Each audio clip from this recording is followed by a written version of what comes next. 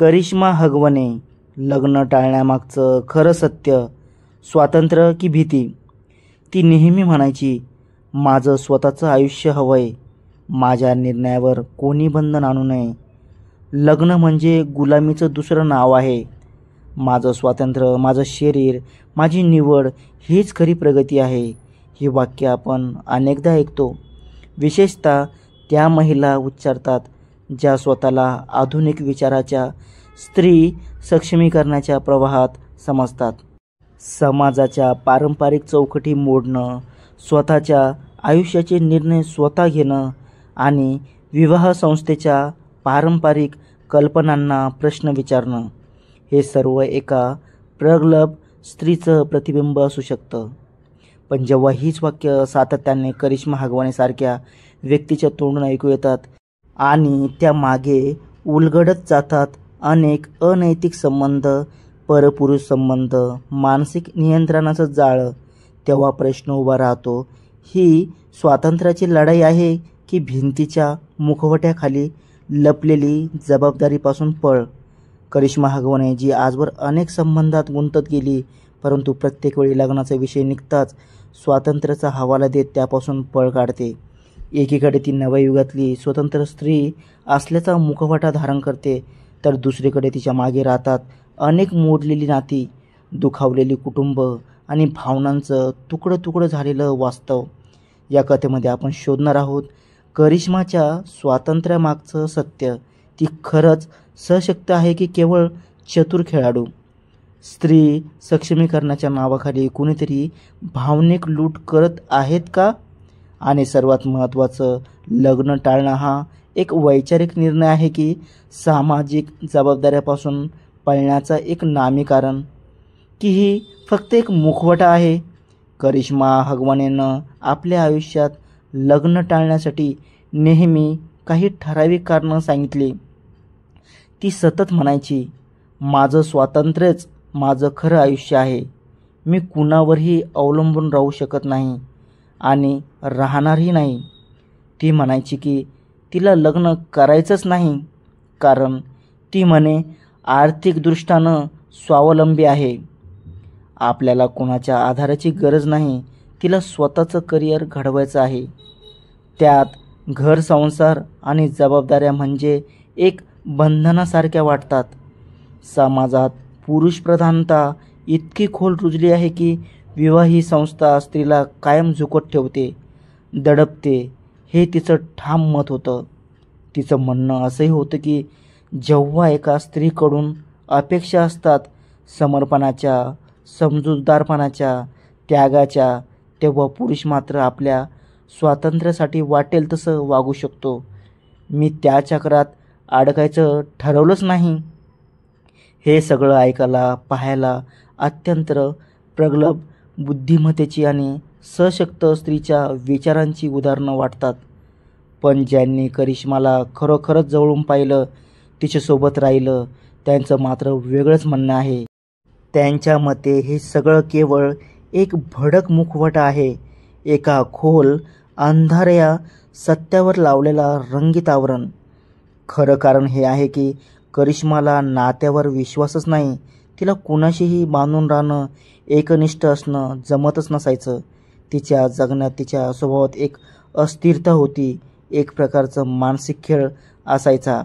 खरं तर अनेकदा ती एकाच वेळी वेगवेगळ्या पुरुषांशी नात्यात असायची.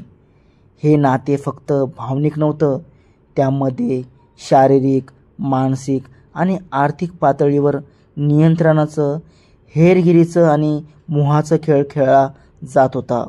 ती प्रत्येक नात्यामध्ये स्वतःला केंद्रस्थानी ठेवायची, जणू ती त्या व्यक्तीच्या भावविश्वावर ताबा मिळवून पाहत असे आणि मग हळूहळू त्याचा वापर करून पुढे सरकत असे.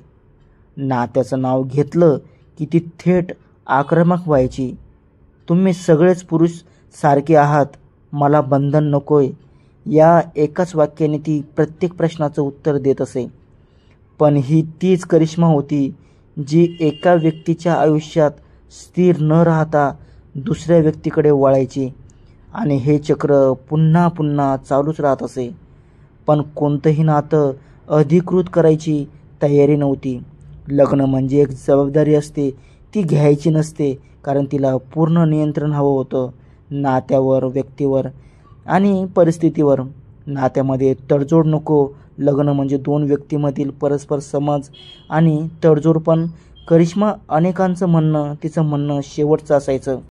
ती कधीही कुणासाठी झोकली नाही.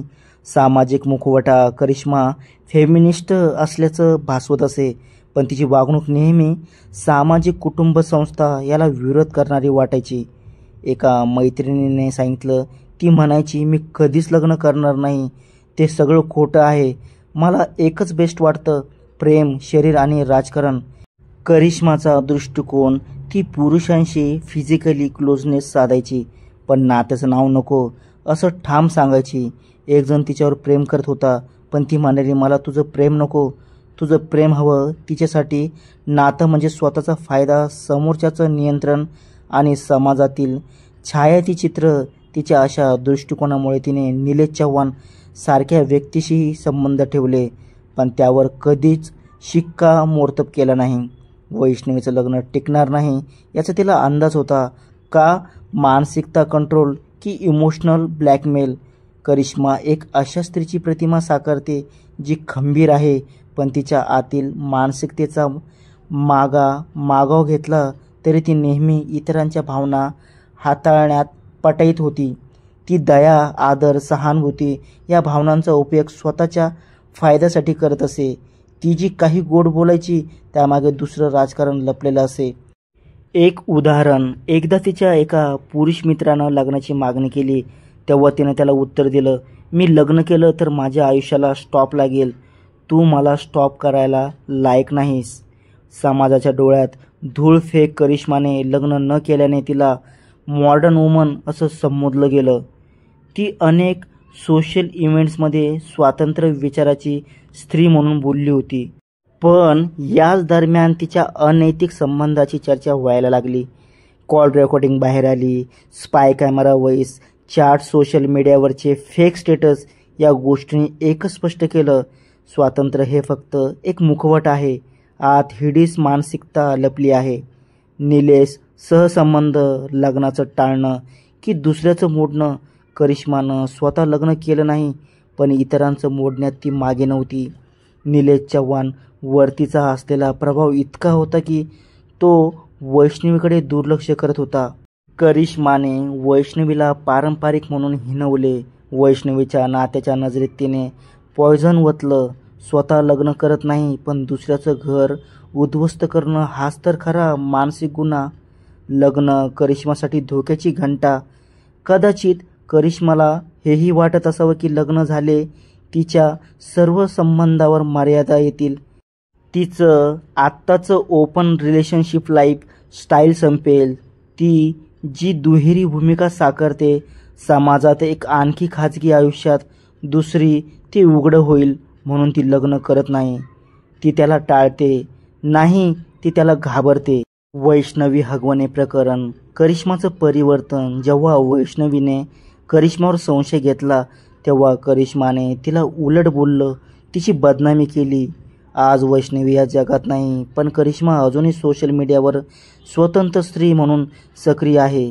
ती सतत स्वतःला बिनधास्त, निर्भय, स्वावलंबी स्त्री म्हणून मानते. पण खरा प्रश्न इथेच उभा राहतो, खरंच ती स्वतंत्र आहे का, की ती स्वतःच्याच गुन्ह्याच्या पिंजऱ्यात अडकलेली एक भयभीत सावली आहे?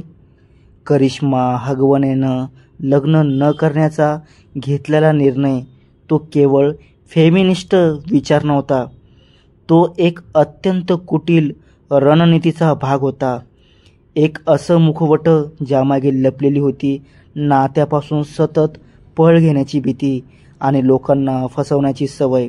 लग्न म्हणजे नातं बांधणं, जबाबदारी स्वीकारणं, पण करिश्मा नेहमी अशा नात्यापासून दूर पळत राहिली, कारण तिला कुणासोबत बांधून राहायचं नव्हतं. तिचं खरं उद्दिष्ट काय होतं? लोकांना वापरणं, त्यांच्यावर मानसिक ताबा मिळवणं आणि वेळ आली की त्यांना टाकून देणं. ही केवळ व्यक्तिश निवड नव्हती, ही होती समाज व्यवस्थेला थेट आव्हान देणारी एक भावनिक फसवणूक. आणि शेवटी येतो तो स्फोटक प्रश्न, जर करिश्मा हगवण्यासारख्या व्यक्तीमुळे एका निरागस मुलीचा जीव गेला असेल तर तिचं लग्न न करणं हे खरंच तिचं स्वातंत्र्य होतं का, की समाजावर टाकलेली एक बेपर्वा अपप्रेरित फसवणूक? मित्रांनो, स्वातंत्र्य आणि स्वैराचार यामध्ये खूप मोठा फरक असतो. स्वातंत्र्य हे जबाबदारीसह असावं लागतं.